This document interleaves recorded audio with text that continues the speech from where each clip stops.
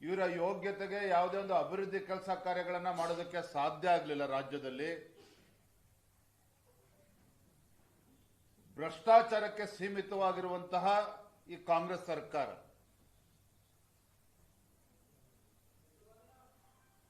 ರಾಜ್ಯದಲ್ಲಿರುವಂತಹ ಬಡವರಾಗ್ಲಿ, ರೈತರಾಗ್ಲಿ,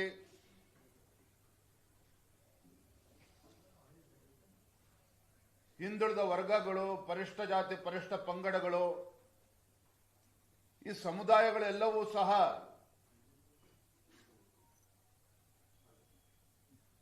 ಕಾಂಗ್ರೆಸ್ಸಿಗರ ಮಾತನ್ನು ನಂಬಿಕೊಂಡು ನಾವು ಮೋಸ ಹೋಗಿದ್ದೇವೆ, ನಮ್ಗೆ ಅನ್ಯಾಯ ಆಗ್ತಾ ಇದೆ ಅಂತೇಳಿ ರಾಜ್ಯದೆಲ್ಲೆಡೆಗೂ ಕೂಡ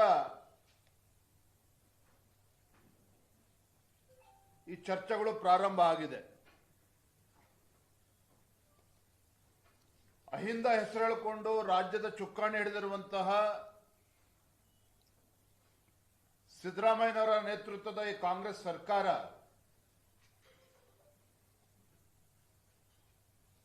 ಅಹಿಂದ ಆ ಪಕ್ಕಕ್ಕಿಟ್ಟರೆ ಹಿಂದುಳಿದ ಸಮುದಾಯಗಳನ್ನ, ಪರಿಷ್ಠ ಜಾತಿ ಪರಿಷ್ಠ ಪಂಗಡಗಳನ್ನ ಸಂಪೂರ್ಣವಾಗಿ ನಿರ್ಲಕ್ಷ್ಯ ಮಾಡಿದ್ದಾರೆ ಅನ್ನೋದರಲ್ಲಿ ಯಾವುದೇ ಅನುಮಾನಗಳಿಲ್ಲ. ಅಹಿಂದ ಅಹಿಂದ ಅಂತ ಹೇಳಿಕೊಂಡು ಅಲ್ಪಸಂಖ್ಯಾತರ ಓಲೈಕೆ ರಾಜಕಾರಣ ಮಾಡ್ತಿದ್ದಾರೆ ವಿನಃ ಅಲ್ಪಸಂಖ್ಯಾತರ ತುಷ್ಟೀಕರಣದ ಒಂದು ರಾಜಕಾರಣ ಮಾಡ್ತಾ ಇದ್ದಾರೆ ವಿನಃ ಪಾಪ ಯಾಕೋ ಮುಖ್ಯಮಂತ್ರಿಗಳಿಗೆ ಯಾವ ಸಮುದಾಯಗಳು ಈ ನಾಡಿನ ಪರಿಷ್ಠ ಜಾತಿ ಪರಿಷ್ಠ ಪಂಗಡಗಳಿರ್ಬೋದು, ಹಿಂದುಳಿದ ವರ್ಗಗಳಿರ್ಬೋದು, ಎಲ್ಲ ಸಮುದಾಯಗಳನ್ನು ಸಂಪೂರ್ಣವಾಗಿ ಇವತ್ತು ನಿರ್ಲಕ್ಷಣೆ ಮಾಡಿರುವಂಥದ್ದು ಮೇಲ್ನೋಟಕ್ಕೆ ಗೊತ್ತಾಗ್ತಾ ಇದೆ. ಪ್ರತಿ ತಿಂಗಳಿಗೆ ಏನಾದ್ರು ಒಂದು ಮಾಡಬೇಕು. ನೋಡಿ, ಮೊನ್ನೆ ದಿನ ಸರ್ಕಾರ ಒಂದು ಹೊಸ ಆದೇಶವನ್ನು ತಂದಿದ್ದಾರೆ.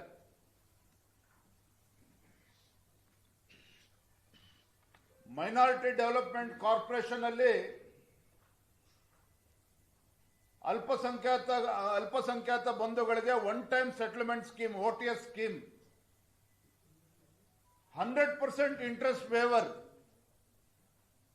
100% ಇಂಟ್ರೆಸ್ಟ್ ವೇವರ್ ಅನ್ನು ಮಾಡಿದ್ದಾರೆ ಅಲ್ಪಸಂಖ್ಯಾತರಿಗೆ. ಅವರು ಪ್ರಿನ್ಸಿಪಲ್ ಅಮೌಂಟ್ ಅನ್ನ ಕಟ್ಟಿದ್ರೆ ಸಾಕು.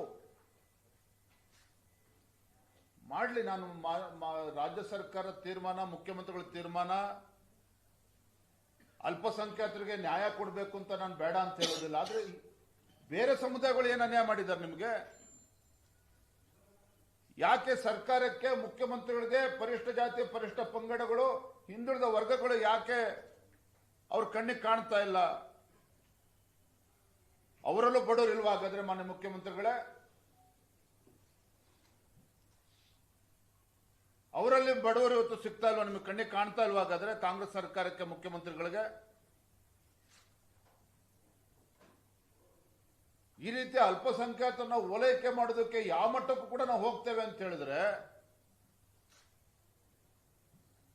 ಎಲ್ಲೋ ಒಂದ್ ಕಡೆ ಕಾಂಗ್ರೆಸ್ ಸರ್ಕಾರ ಅಲ್ಪಸಂಖ್ಯಾತರನ್ನ ಓಲೈಕೆ ಮಾಡಿಕೊಡೋದು ಒಂದ್ ಕಡೆ ಆದ್ರೆ, ಎಲ್ಲ ಸಮುದಾಯಗಳಿಗೆ ಘೋರ ಅನ್ಯಾಯವನ್ನ ಈ ಕಾಂಗ್ರೆಸ್ ಸರ್ಕಾರ ಮಾಡ್ತಾ ಇದೆ.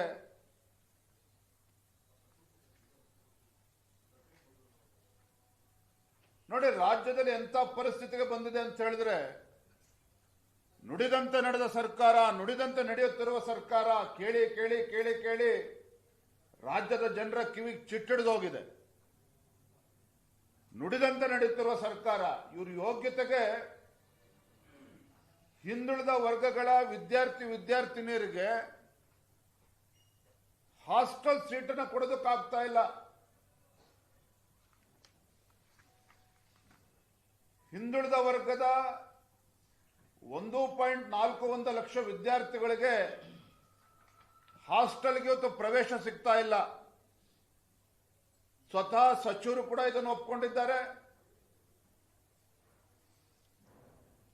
ಯಾವ ಮುಖ್ಯಮಂತ್ರಿಗಳ ಬಗ್ಗೆ ಹಿಂದುಳಿದ ಸಮುದಾಯಗಳು ಇವತ್ತು ಸಾಕಷ್ಟು ವಿಶ್ವಾಸನ ಇಟ್ಕೊಂಡಿತ್ತು. ಒಬ್ಬ ಅಹಿಂದ ಹೆಸರು ಹೇಳಿಕೊಂಡು ಒಬ್ಬ ರಾಜ್ಯದ ಮುಖ್ಯಮಂತ್ರಿಗಳಾಗಿ ಇವತ್ತು ಆ ಸಮುದಾಯಗಳಿಗೆ ಯಾವ ರೀತಿ ನ್ಯಾಯವನ್ನು ಕೊಡ್ತಾ ಇದ್ದಾರೆ ಅನ್ನೋದಕ್ಕೆ ಇದೊಂದು ತಾಜಾ ಉದಾಹರಣೆ. 1.41 ಲಕ್ಷ ಬಡ ವಿದ್ಯಾರ್ಥಿಗಳಿಗೆ, ಹಿಂದುಳಿದ ವರ್ಗದ ಮಕ್ಕಳಿಗೆ ಇವತ್ತು ಹಾಸ್ಟೆಲ್ ಸೀಟನ್ನು ಕೊಡೋದಕ್ಕೆ ಆಗ್ತಾ ಇಲ್ಲ.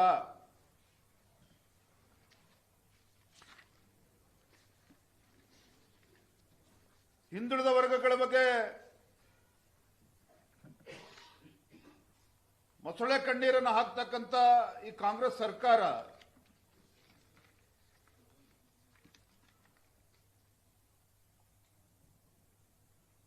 ಯಾವುದೇ ನ್ಯಾಯವನ್ನು ಕೊಡೋದಕ್ಕೆ ಅವರಿಗೆ ಸಾಧ್ಯ ಆಗ್ತಾ ಇಲ್ಲ.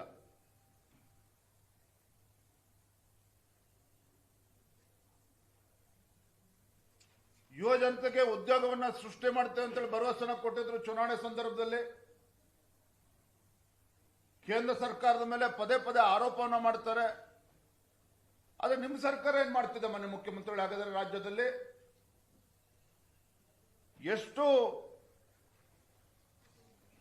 ಉದ್ಯೋಗಗಳನ್ನ ಸೃಷ್ಟಿ ಮಾಡೋದ್ರಲ್ಲಿ ನೀವು ಯಶಸ್ವಿ ಆಗಿದ್ದೀರಿ? ಕಳೆದ ಬಾರಿ ಸುವರ್ಣಸೌಧ ಅಧಿವೇಶನ ನಡೆಯುವಂತಹ ಸಂದರ್ಭದಲ್ಲಿ ಹುಬ್ಬಳ್ಳಿನಲ್ಲಿ ಆ ಯುವ ಜನತೆ ಪ್ರತಿಭಟನೆ ಮಾಡ್ತಾ ಇದ್ರು, ಹಕ್ಕೊತ್ತಾಯವನ್ನು ಮಾಡ್ತಾ ಇದ್ರು.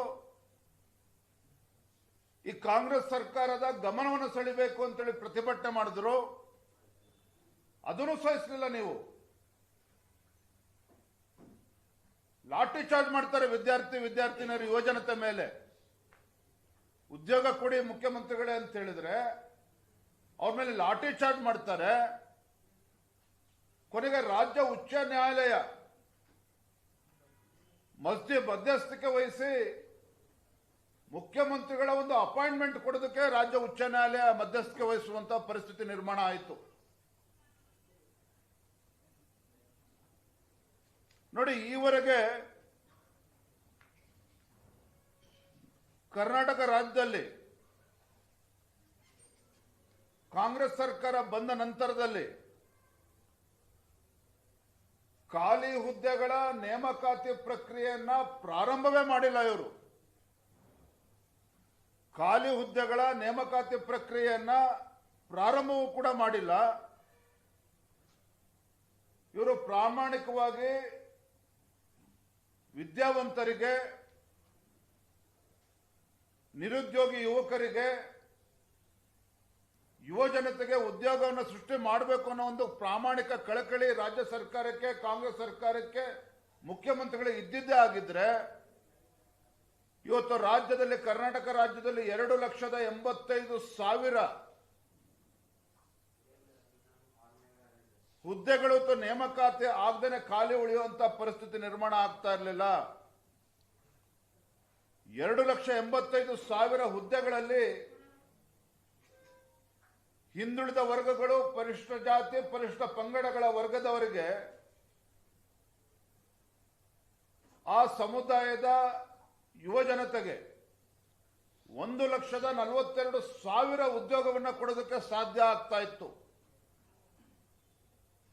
ಹಿಂದುಳಿದ ವರ್ಗಗಳ, ಪರಿಶಿಷ್ಟ ಜಾತಿ, ಪರಿಶಿಷ್ಟ ಪಂಗಡದ ಯುವ ಜನತೆಗೆ 1,42,000 ಹುದ್ದೆಗಳನ್ನು ನೀಡಿ ಆ ಸಮುದಾಯಗಳಿಗೆ, ಯುವ ಜನತೆಗೆ ನ್ಯಾಯ ಕೊಡುವಂತ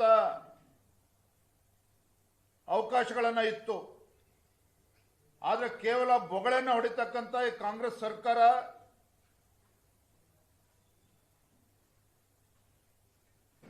%50 ಇದ್ದಂತ ರಿಸರ್ವೇಶನ್ 56% ಆಗಿದ್ರೂ ಸಹ ರಾಜ್ಯ ಉಚ್ಚ ನ್ಯಾಯಾಲಯದಲ್ಲಿ ಸಮರ್ಪಕವಾಗಿ ವಾದ ಮಂಡನೆಯೂ ಕೂಡ ಮಾಡಿದ್ದೇನೆ.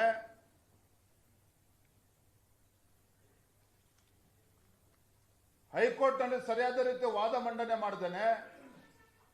ಕಾಲಹರಣ ಮಾಡಿಕೊಂಡು ಇವತ್ತು ಕಾಂಗ್ರೆಸ್ ಸರ್ಕಾರ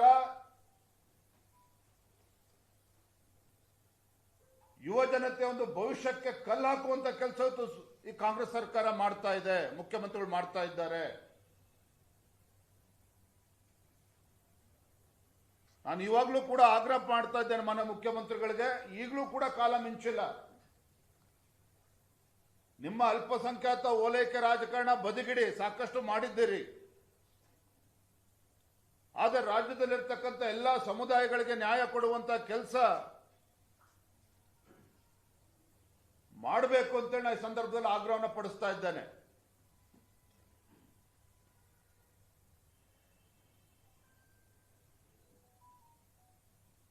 ಎಲ್ಲಿಗೆ ಬಂದ್ಬಿಟ್ಟಿದೆ ನಮ್ಮ ಕರ್ನಾಟಕ ರಾಜ್ಯದಲ್ಲಿ ಅಂತ ಹೇಳಿದ್ರೆ,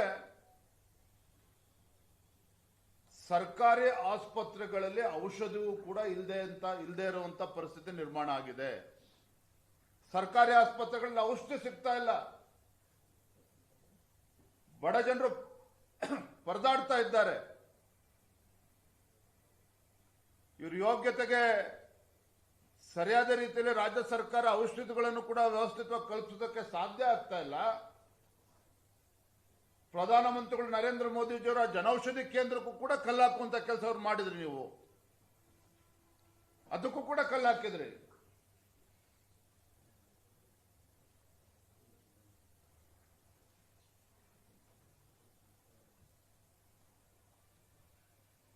ಎಂತ ಅಯೋಗ್ಯ ಸರ್ಕಾರ ಇದು ಅಂತ ಹೇಳಿದ್ರೆ ಕಾಂಗ್ರೆಸ್ ಸರ್ಕಾರ. ರಾಜ್ಯದಲ್ಲಿ ಇವತ್ತು ಅಭಿವೃದ್ಧಿಯ ಭಾಗ್ಯ ಇವತ್ತು ಮರೀಚಿಕೆ ಆಗಿರುವಂಥದ್ದು. ರಾಜ್ಯದಲ್ಲಿ ಇವತ್ತು ಅಭಿವೃದ್ಧಿ ಭಾಗ್ಯ ಎಲ್ಲೂ ಕೂಡ ಅಭಿವೃದ್ಧಿ ಆಗ್ತಾ ಇಲ್ಲ. ಶಾಸಕರಿಗೆ ಅನುದಾನ ಭಾಗ್ಯ ಕೊಡದೆ ಹೋದರೂ ಸಹ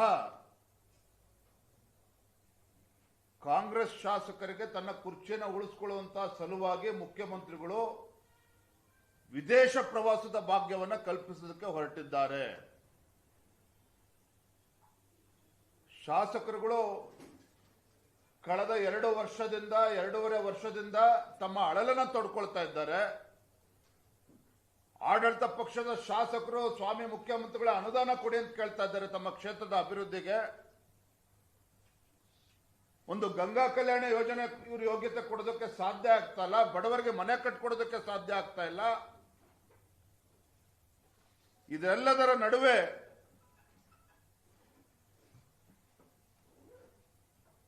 ಶಾಸಕರಿಗೆ ತನ್ನ ಕುರ್ಚಿಯನ್ನು ಉಳಿಸಿಕೊಳ್ಳೋದಕ್ಕೆ ವಿದೇಶಿ ಪ್ರವಾಸದ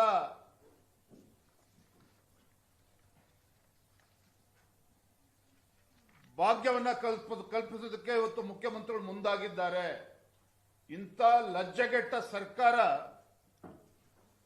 ರಾಜ್ಯದ ಇತಿಹಾಸದಲ್ಲಿ ನೋಡಿಲ್ಲ ಅಂತೇಳಿ ಜನಸಾಮಾನ್ಯರು ಮಾತನಾಡ್ತಾ ಇದ್ದಾರೆ.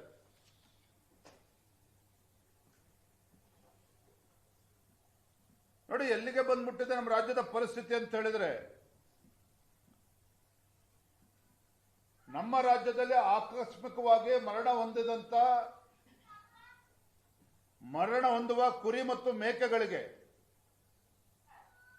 ಪರಿಹಾರ ಹಣ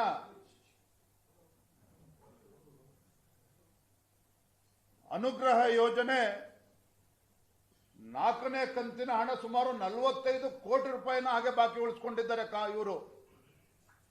ಮಾನ್ಯ ಹಣಕಾಸಿನ ಸಚಿವರು ಆಗಿರುವಂತಹ ಮುಖ್ಯಮಂತ್ರಿಗಳಿಗೆ ಬಹುಶಃ ತಮ್ಮ ಕುರ್ಚಿಯನ್ನು ಉಳಿಸಿಕೊಳ್ತಕ್ಕಂಥ ಭರಾಟೆನಲ್ಲಿ ಇವ್ಯಾವೂ ಕೂಡ ಆದ್ಯತೆ ಅಲ್ಲ. ಅನುಗ್ರಹ ಯೋಜನೆ ಅಡಿಯಲ್ಲಿ ಆ ಕುರಿಮೇಕೆಗಳು ಸತ್ತಂತ ಕುರಿಮೇಕೆಗಳು ಅದೇನ ಕುಟುಂಬಗಳ ಪರಿಹಾರ ಕೊಡಬೇಕು, 45 ಕೋಟಿ ಬಾಕಿ ಉಳಿಸಿಕೊಂಡಿದ್ದಾರೆ. 25-26 ಡಿಸೆಂಬರ್ ಒಳಗೆ ಸಾವನ್ನಪ್ಪಿರ್ತಕ್ಕಂಥ ಸುಮಾರು 90,000 ಕುರಿ ಮೇಕೆಗಳೇನು ಸತ್ತೋಗಿದ್ದಾವೆ ಅದರಲ್ಲಿ ಕೇವಲ 30,000ಕ್ಕೆ ಮಾತ್ರ ಕೊಟ್ಟಿದ್ದಾರೆ ಪರಿಹಾರ.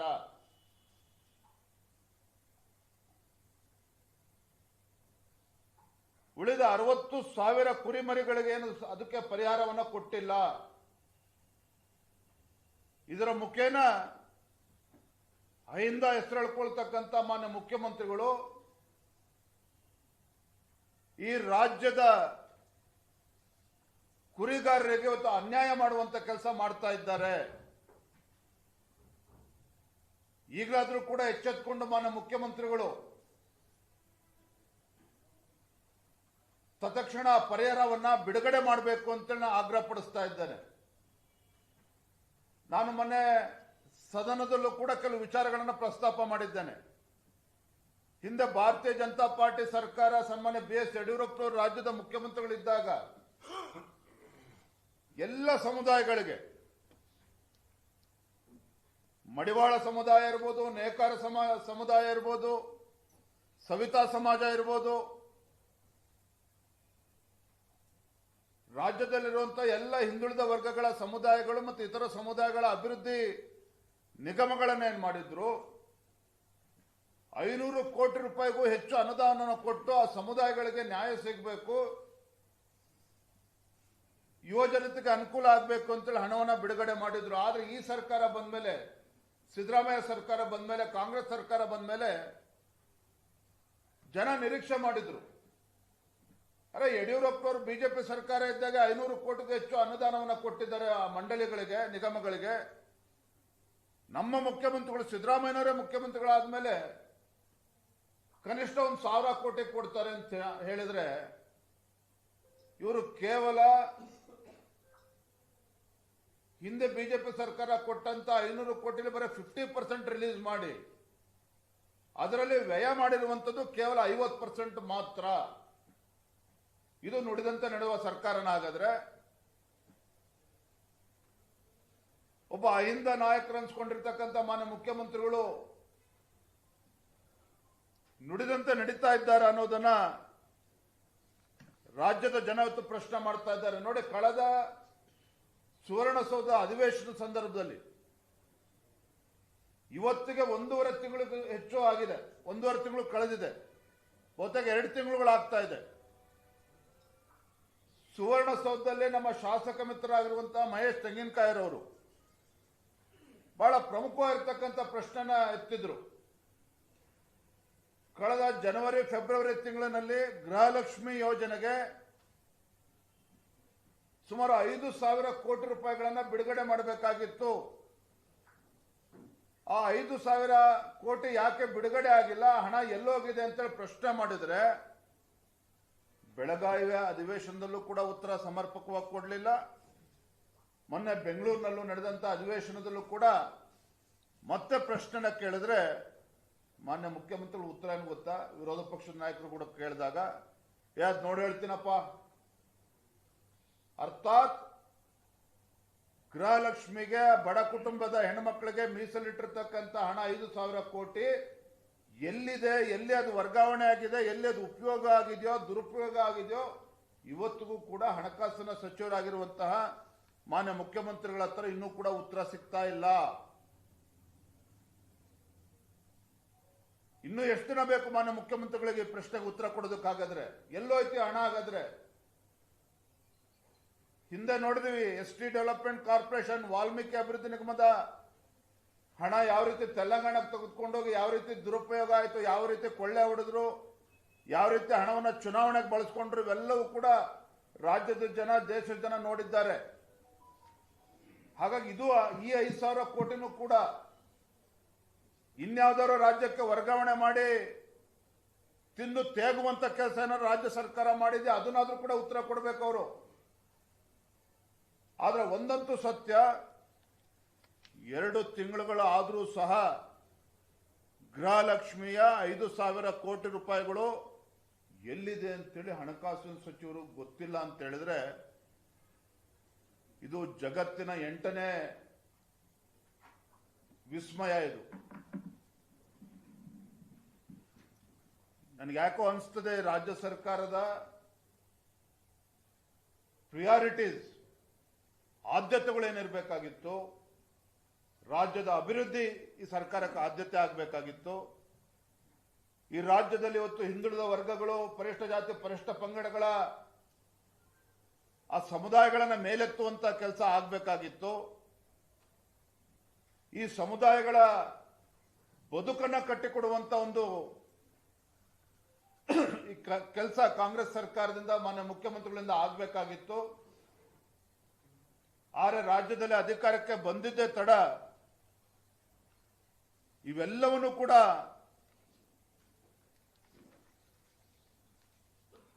ಮರ್ತಿದ್ದಾರೆ ಅನ್ನೋದ್ರಲ್ಲಿ ಯಾವುದೇ ಒಂದು ಸಂದೇಹವಿಲ್ಲ. ನೋಡಿ, ಇತ್ತೀಚೆಗೆ ಪ್ರೊಫೆಸರ್ ಎಂ ಗೋವಿಂದರಾವ್ ಅವರ ಅಧ್ಯಕ್ಷತೆಯಲ್ಲಿ ನಮ್ಮ ರಾಜ್ಯದ ಪ್ರಾದೇಶಿಕ ಅಸಮಾನತೆಯ ನಿವಾರಣೆಯ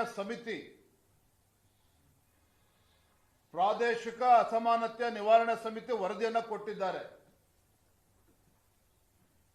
2001ರಲ್ಲಿ ನಂಜುಂಡಪ್ಪ ವರದಿ ಕೂಡ ಬಂದಿತ್ತು, ನಮಗೆಲ್ಲ ಗೊತ್ತಿದೆ.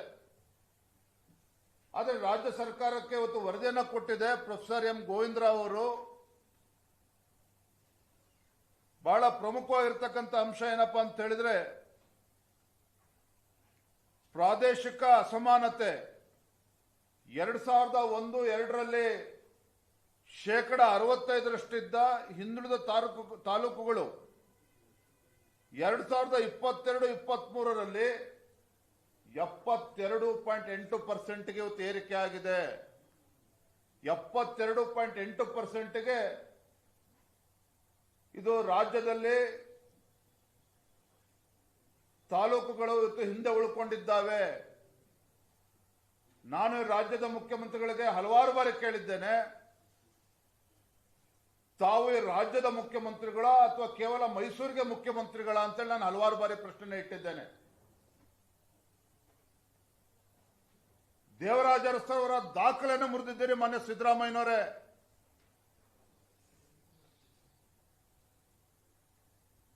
ಹಿಂದೆ 5 ವರ್ಷಗಳ ಕಾಲ ರಾಜ್ಯದ ಮುಖ್ಯಮಂತ್ರಿಗಳಾಗಿದ್ದರೆ ಈಗ 2.5 ವರ್ಷಗಳು ಪೂರೈಸಿದ್ದೀರಿ. ಆದರೆ ಅನುದಾನ ಬಿಡುಗಡೆ ಮಾಡಿದ್ರಷ್ಟೇ ಸಾಕಾಗೋದಿಲ್ಲ.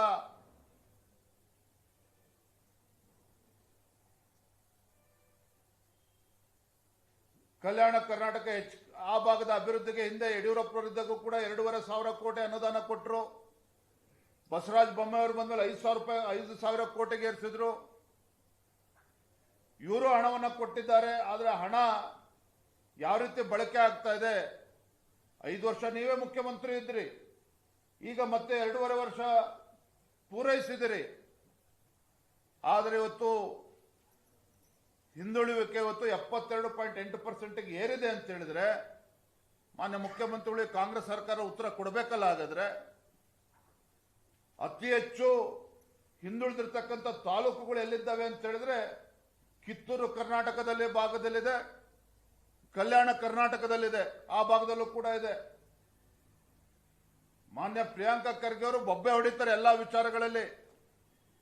ಅತಿ ಹೆಚ್ಚು ಹಿಂದುಳಿಕೆ ಎಲ್ಲಿದೆ ಅಂತ ಹೇಳಿದ್ರೆ ಗುಲ್ಬರ್ಗ ಆ ಭಾಗದಲ್ಲಿ, ಇವತ್ತು ಕಿತ್ತೂರು ಕಲ್ಯಾಣ ಕರ್ನಾಟಕ ಭಾಗದಲ್ಲಿ 65% ಇರುವಂತದ್ದು, ತದನಂತರದಲ್ಲಿ ಕಿತ್ತೂರು ಕರ್ನಾಟಕ. ಹಾಗಾಗಿ ಕೇವಲ ನುಡಿದಂತೆ ನಡೆದಿದ್ದೇವೆ, ರಾಜ್ಯದಲ್ಲಿ ನಾವು ಅಭಿವೃದ್ಧಿ ಕೆಲಸವನ್ನು ಮಾಡ್ತಾ ಇದ್ದೇವೆ, ಎಲ್ಲ ಭರವಸೆಗಳನ್ನು ಈಡೇರಿಸಿದ್ದೇವೆ ಅಂತ ಬಡಾಯಿ ಕೊಚ್ಕೊಂಡ್ರೆ ಸಾಕಾಗೋದಿಲ್ಲ. ಮಾನ್ಯ ಮುಖ್ಯಮಂತ್ರಿಗಳೇ, ಎಲ್ಲ ಪ್ರಶ್ನೆಗಳಿಗೆ ಉತ್ತರವನ್ನು ಕೊಡಬೇಕು. ಉತ್ತರ ಕೊಡೋದಷ್ಟೇ ಅಲ್ಲ, ಈ ರಾಜ್ಯದ ಸಮರ್ಪಕ ಅಭಿವೃದ್ಧಿ ದೃಷ್ಟಿಯಿಂದ ನೀವು ಮಾಡಬೇಕೇ ವಿನ ಕೇವಲ ಮುಖ್ಯಮಂತ್ರಿ ಕುರ್ಚಿ ಉಳಿಸ್ಕೊಂಡ್ರೆ ಸಾಕಾಗೋದಿಲ್ಲ. ನೋಡಿ, ಮೊನ್ನೆ ನಾನು ನಾಂದೇಡಿಗೆ ಹೋಗಿದ್ದೆ ಬೇರೆ ಕಾರ್ಯಕ್ರಮದ ನಿಮಿತ್ತ. ನಾಂದೇಡಿಗೆ ಹೋದಾಗ ಮಹಾರಾಷ್ಟ್ರದ ಮಾಜಿ ಮುಖ್ಯಮಂತ್ರಿಗಳಾಗಿರುವಂತಹ ಅಶೋಕ್ ಚೌಹಾಣ್ ಅವರು ರಾಜ್ಯಸಭಾ ಸದಸ್ಯರು ಕೂಡ ಇದ್ದಾರೆ. ಈಗ ಅವರು ನನಗೊಂದು ಮನವಿಯನ್ನು ಕೂಡ ನೀಡಿದ್ದಾರೆ. ಅಲ್ಲಿ ಪತ್ರಕರ್ತರು ಸಂಘ ಮತ್ತೆ ಮಾಜಿ ಮುಖ್ಯಮಂತ್ರಿಗಳಾಗಿರ್ತಕ್ಕಂಥ ಅಶೋಕ್ ಚೌಹಾಣ್ ಅವರು ಒಂದು ಮನವಿ ಪತ್ರವನ್ನು ನೀಡಿದ್ದಾರೆ. ಏನು ಅಂತ ಹೇಳಿದ್ರೆ, ವಿಜೇಂದ್ರ ಅವರೇ, ನೀವು ಕೂಡ ಶಾಸಕರಿದ್ದೀರಿ, ರಾಜ್ಯಾಧ್ಯಕ್ಷರು ಕೂಡ ಇದ್ದೀರಿ, ರಾಜ್ಯ ಸರ್ಕಾರಕ್ಕೆ ದಯವಿಟ್ಟು ಮನವಿ ಮಾಡಿ ನಮ್ಮ ಕಡೆಯಿಂದ. ವಿಷಯ ಏನಪ್ಪಾ ಅಂತ ಹೇಳಿದ್ರೆ, the issue of the proposed new railway line between Nanded and Bidar. Nanded ಮತ್ತು ಬೀದರ್ ನಡುವೆ 157 ಕಿಲೋಮೀಟರ್ ಅಷ್ಟು ರೈಲ್ವೆ ಲೈನ್ ಅಭಿವೃದ್ಧಿ ಪಡಿಸುವಂತ ಅವಶ್ಯಕತೆ ಇದೆ. ಇದು ಯಾಕೆ ಮಹತ್ವ ಅಂತ ಹೇಳಿದ್ರೆ, ಬೀದರ್ ನಿಮಗೆ ಗೊತ್ತಿದೆ, ಅಲ್ಲಿ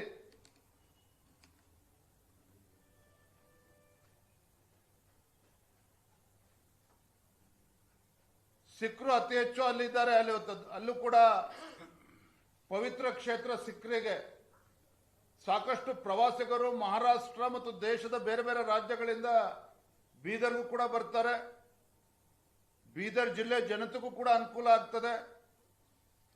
ಈ ನಾಂದೇಡ್ ಮತ್ತು ಬೀದರ್ ಮಧ್ಯೆ 157 ಕಿಲೋಮೀಟರ್ ಪ್ರಪೋಸಲ್ ಇವತ್ತು ರೆಡಿ ಆಗಿದೆ.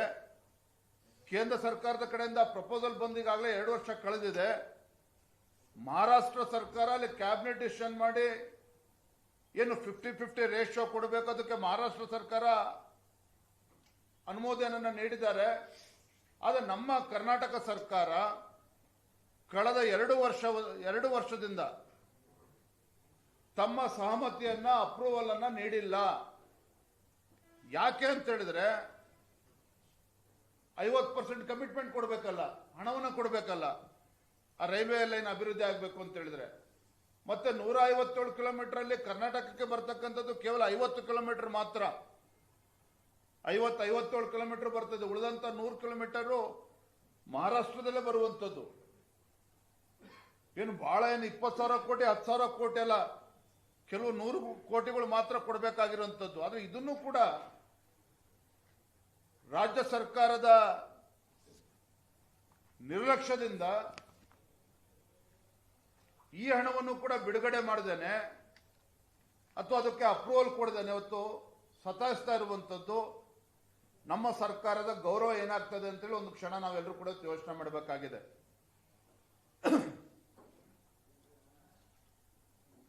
ವಿ.ಬಿ.ಜಿ. ರಾಮ್ಜಿ ಬಗ್ಗೆ ಸಾಕಷ್ಟು ಚರ್ಚೆಗಳು ನಡೀತಾ ಇದೆ. ಅದ್ರ ಬಗ್ಗೆ ಹೆಚ್ಚು ಉಲ್ಲೇಖ ಮಾಡೋದಕ್ಕೆ ಹೋಗೋದಿಲ್ಲ. ಆದ್ರೆ ಒಂದೇ ಹೇಳ್ತಾನೆ,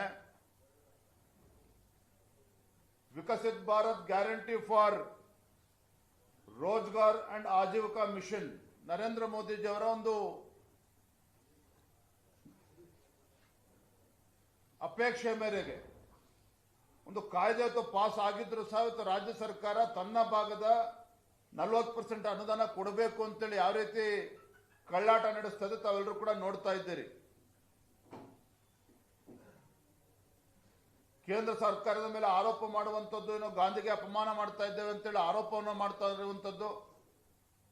ಒಂದು ತಮ್ಮ ಮುಖೇನ ನಮ್ಮ ನಾಡಿನ ಏನು ಗ್ರಾಮೀಣ ಭಾಗದಲ್ಲಿರ್ತಕ್ಕಂಥ ಕಾರ್ಮಿಕರಾಗಲಿ ಬಡವರಿಗಾಗಲಿ ನನ್ನ ತಮ್ಮ ಮುಖೇನ ಮಾಹಿತಿಯನ್ನು ಕೊಡುವಂಥದ್ದು.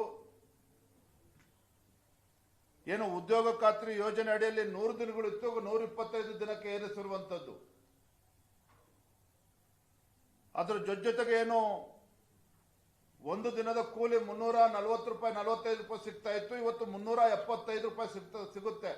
ಅಂದ್ರೆ ವಾರ್ಷಿಕವಾಗಿ 45,000 ರೂಪಾಯಿಗಳು ಆ ಕಾರ್ಮಿಕರಿಗೆ ಸಿಗುವಂಥದ್ದು.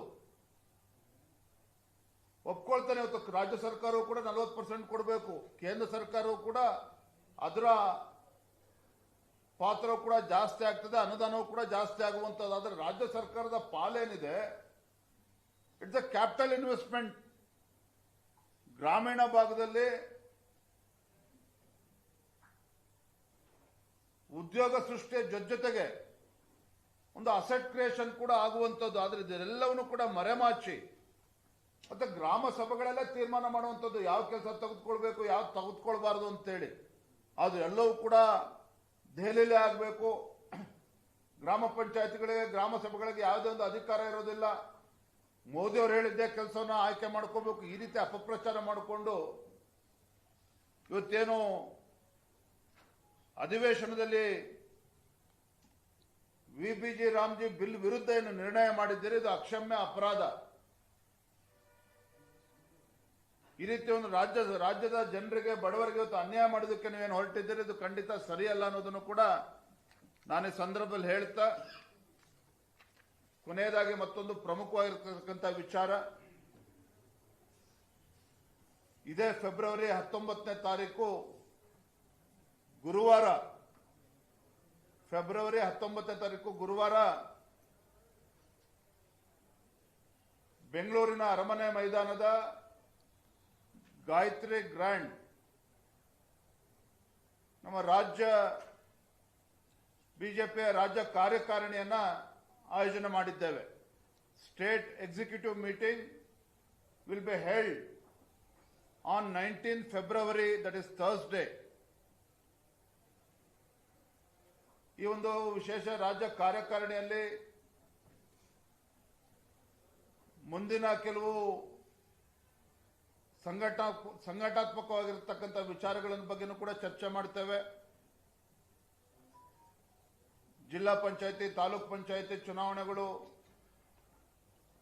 GBA ಗ್ರೇಟರ್ ಬ್ಯಾಂಗ್ಳೂರ್ ಅಥಾರಿಟಿ ಚುನಾವಣೆ ಇರ್ಬೋದು, ಉಪಚುನಾವಣೆಗಳು, MLC ಚುನಾವಣೆಗಳು, ಮತ್ತೆ ರಾಜ್ಯ ಸರ್ಕಾರದ ವೈಫಲ್ಯಗಳು, ಕೇಂದ್ರ ಸರ್ಕಾರದ ಸಾಧನೆ, ಇವೆಲ್ಲ ವಿಚಾರವಾಗಿ ಸಮಗ್ರವಾಗಿ ರಾಜ್ಯ ಕಾರ್ಯಕಾರಿಣಿಯಲ್ಲಿ ಚರ್ಚೆ ಮಾಡೋರಿದ್ದೇವೆ.